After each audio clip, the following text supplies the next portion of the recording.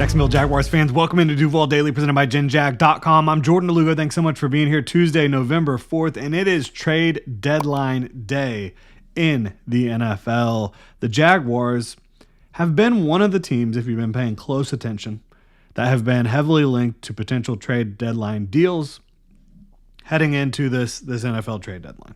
And I think there's a number of different factors to weigh when you talk about the trade deadline. You're going to be buyers or sellers. Where's your team at right now? Where's this season going? Like, what direction is the team heading? How much future draft capital do you have? Cap space, etc. All these things are definitely factors. So we're going to kind of take a look at all that. Take a look at some positions the Jaguars, could be interested in potentially. So that's what we're going to do here. Trade deadline day. Really appreciate y'all being here. If you enjoy the content, please like and subscribe. You can also check out GenJag.com, pick up some new Duval gear, help support the channel, look good while doing it. So it's 4 p.m. Eastern time today, Tuesday, November 4th, is the trade deadline.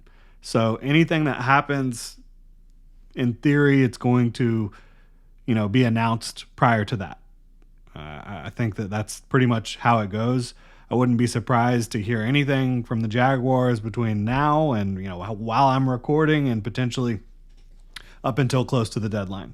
I do think that the Jaguars should be active. I think that the Jaguars are in a position at 5-3. When you look at the AFC, when you look at the AFC South, they are in a position to compete for the division. They're in a position to compete for the playoffs, for the wild card.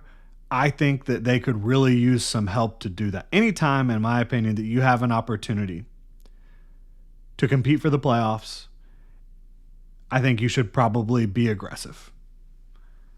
Now, you don't need to be aggressive to the point where you're hamstringing yourself in the future, but if you can toe that line between being too aggressive and hamstringing yourself and taking away too much future assets and also improving now, that's really what you're trying to do as James Gladstone, the GM, and everybody else that's decision makers for the Jaguars. The Jaguars do have a ton of picks to potentially trade. And you look at no first rounders next year, yes, from the Travis Hunter trade. I doubt they would move a second rounder because they only have one. But 2026 is not the only draft year you can trade picks for. Future picks beyond 2026 would not be as valuable in a trade, but they have a ton of picks in the third round and beyond. So all of that should be fair game, in my opinion, to try to improve your football team. When it comes to cap space, there's a number of different moves the Jaguars can make to create cap space. They've already done that for 2025, but 2026 and beyond, there's a lot of different things that you can do to maneuver the cap if you feel like you're in a window to win your division, compete for championships, etc. And I don't think anybody would confuse what the Jaguars are right now with a Super Bowl contender. But could they make a couple moves? Could they get healthy? Could they gel at the right spots to potentially make them a team that could be in the Final Four of the AFC, of the NFL? Maybe. I wouldn't put that out of the realm of possibility. You've seen flashes of it this year for a 5-3 Jaguars team. You've seen flashes of good play in just about every area of the roster. Can you get it a little bit more consistent in a few areas? Maybe a trade helps you there. Again, the Jaguars are 5-3. Colts just lost a game. They play the Colts twice, right? That's who's winning the division right now. They're 7-2. Jags 5-3. They only have one more loss than the Colts, and they play the Colts twice. They also play the Texans. They play the Titans twice. They play the Cardinals, who did just beat the Cowboys. They play the Jets. They've got some winnable games on their schedule on paper. And then, the difficult games are the Colts, the Broncos, Chargers. Now they're dealing with major injuries on their offensive line as well. Their top two tackles out. So, and that was one of the biggest advantages they had in the NFL, the Chargers. We don't need to go down that rabbit hole too much, but, losing Joe Alt and obviously your other starting left tackle, one of the best in the business for the whole season, You didn't have him at all this year. Now Joe Alt is out for the year. I mean, yeah, they're more beatable than they would have been on paper, and that's in Jacksonville. So the Jaguars have a path to the playoffs in front of them. They have a path to winning the division in front of them. Beat the Colts. Bottom line, beat the Colts, and you have a really good chance to win your division if you play winning football, if you beat yourself a little bit less. So yeah, the Jaguars, I think, should be in on being buyers at the trade deadline. I still think that they need more pass rush. Pretty big. Like we talked about this yesterday. Josh Hines-Allen is a very, very, very good pass rusher. Trayvon Walker is a good rusher when healthy and when on the field and not punching guys in the face. Beyond that, Eric Armstead is only a volume shooter, in my opinion. He makes some big plays, but it takes a lot of reps to get those big plays out of him. And you really don't have anything else consistent in the pass rush department. Go get another rusher. There's a number of guys. I'll start with two guys that have made plays for the Jaguars. Arden Key and Calais Campbell. I know Arden Key spurned a lot of Jaguars fans, made a lot of Jaguars fans mad, but he's a guy who can play.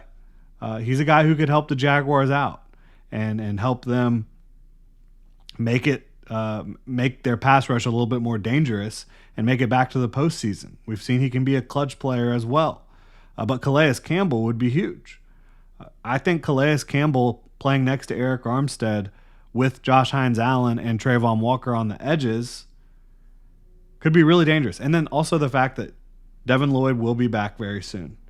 I think Eric Murray hopefully will be back soon. I think Jordan Lewis hopefully will be back soon.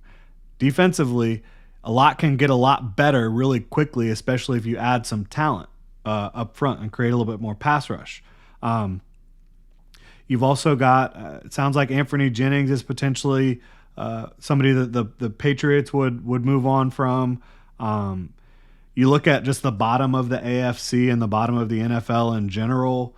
The Titans are one of those teams at the bottom. They're obviously in a transitionary period. Could they be willing to move on? Like we said, Arden Key. I doubt Jeffrey Simmons, but I'd be figuring out what it would take for sure. Absolutely. Maybe it doesn't work out. It probably won't work out for anybody, but you never know. You have to try to figure it out. When you look at the Jets, Quinnen Williams is in the same category as like Jeffrey Simmons, right? Probably no chance of it happening, but you should at least try. See what you can do there. But could Will McDonald or Jermaine Johnson be available via trade for the Jets? You look at other teams at the bottom of the league. Dolphins. Bradley Chubb, could he be available? Sounds like he is. Is he the player he once was? No. But could he help your pass rush? Absolutely. Zach Sealer, same thing. With the Dolphins. More of an interior guy, but could he help your pass rush? Absolutely. You look at the Browns. I know the Jaguars and Browns, they've been like trading buddies all year. Malik Collins, Isaiah McGuire. I mean, there's some guys to potentially look at there. Malik Collins would be great.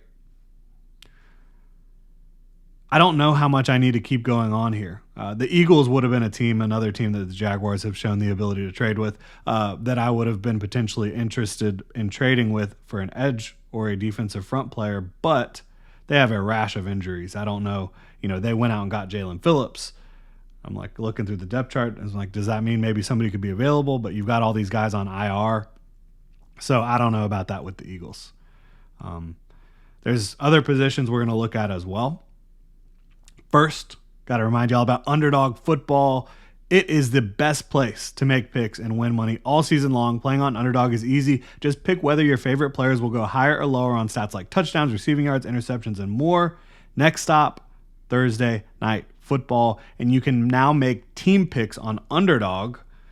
I wasn't very successful doing that last night. I picked the Cowboys, but Raiders at Broncos, I think you know where I'm going with that one. Download the app today and sign up with promo code DuvalDaily to score $100 in bonus funds when you play your first $5. That's promo code DuvalDaily Underdog, make picks, win money, must be 18 plus, 19 plus in Alabama and Nebraska, 19 plus in Colorado for some games, 21 plus in Arizona, Massachusetts, and Virginia, and present a state where Underdog Fantasy operates. Terms apply. See assets.underdogfantasy.com/web/play and get terms _DFS_.html for details. Offer not valid in Maryland, Michigan, New Jersey, Ohio, and Pennsylvania. Concerned with your play, call 1-800-GAMBLER or visit www.ncpgambling.org. In New York, call the 24/7 Hope line at 1-877-8-HOPE-NY or text HOPE-NY 467-369. Shout out to Underdog Fantasy. If you're supporting them, you're supporting us, and we really appreciate their support.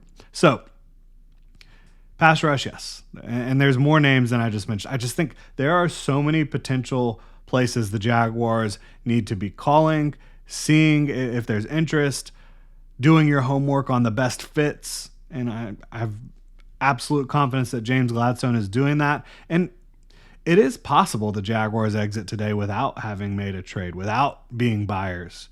I think that would be pretty disappointing, though. I really do. I don't know that this team is going to put all the pieces together to be a real contender without making some moves.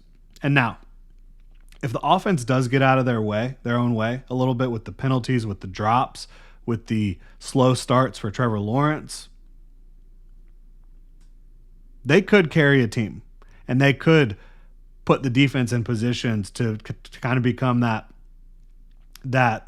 defense that can force the turnovers and capitalize. Like if the Jaguars can start getting out to fast starts again, I think that they could potentially make noise even with the group that they have. But I do not think that they are like a championship contender unless they are able to make some impactful moves here today. I think one of those things you're looking at with Travis Hunter and the uncertainty if he'll even be able to play again this year, wide receiver, Brian Thomas Jr. is banged up. He's dealt with wrist, shoulder, ankle injuries this year. Ankle is the most recent one. He did try to gut it out through that against the Raiders this past week. De'Ami Brown has dealt with shoulder. He now has a concussion.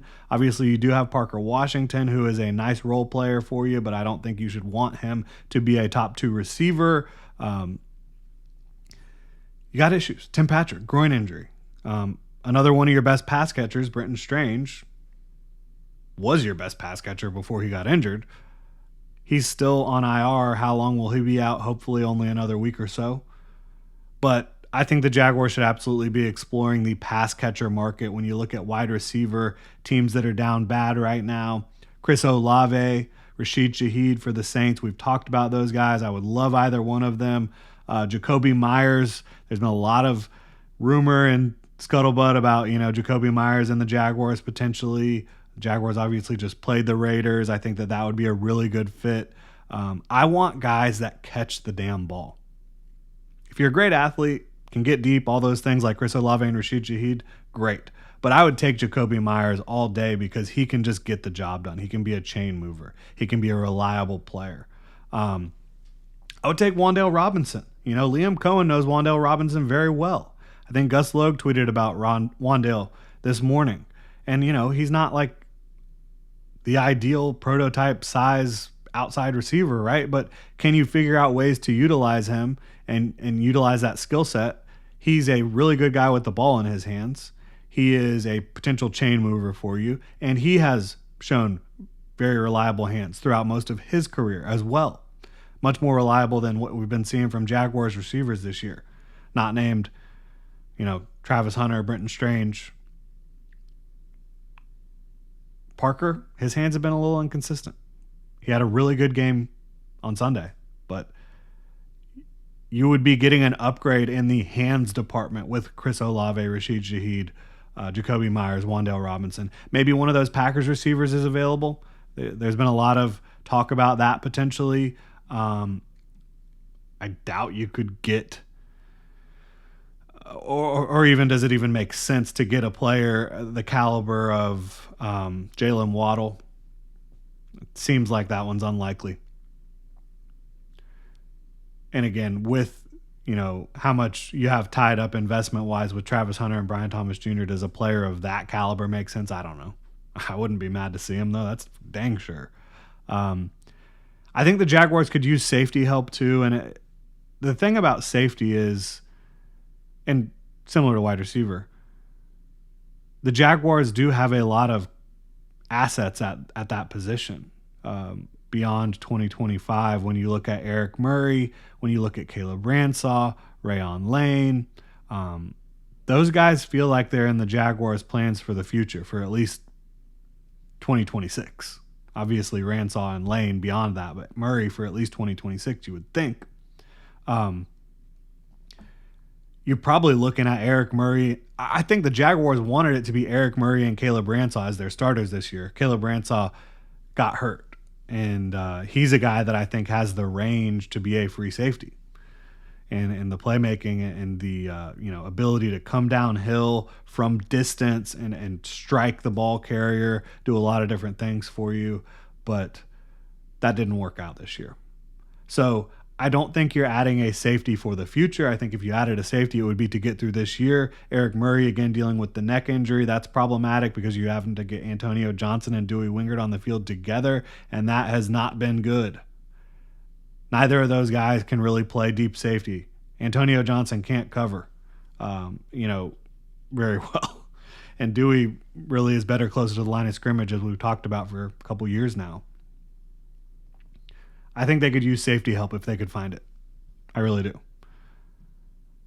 And you might be able to find safety help on the open market right now. You might not even have to trade for one, potentially. But I would not be against trading for one to help fortify that back end. And then depending on when Brenton Strange is scheduled to get back, I think that they're encouraged about the progress there. They could definitely use help at tight end as well. And maybe they could also use help at tight end. Maybe they wanted to be more of a 12 personnel team. Maybe that could help them out. Maybe that could help the run game out. If you went and got another tight end that could really be an impact player beyond, Hunter Long, just he's too up and down, really. That's been the bottom line with him. He's been inconsistent. Johnny Munt has been pretty bad. So, I don't know. Maybe you could add a tight end that can be a little bit of a balanced player for you. That could really help change the offense for the better, in my opinion. Definitely, if you found a guy who could at least be a run blocker in a big way, that could help you. Get out 12 more 12 personnel, run the ball, continue running the ball, all that stuff. So those are the positions I'd be really focused on. I don't know what the Jaguars are going to do. To me, it seems like defensive front, pass rusher, and receiver would be the most likely positions, but that remains to be seen. We'll have to see how the rest of today goes, and we'll be locked in, staying up on it. So anytime any news happens here with the Jaguars and the trade deadline, again, 4 p.m. Eastern, we will be on it for you. Really appreciate y'all supporting the channel. If you enjoy the content, please like and subscribe. Y'all have a good one.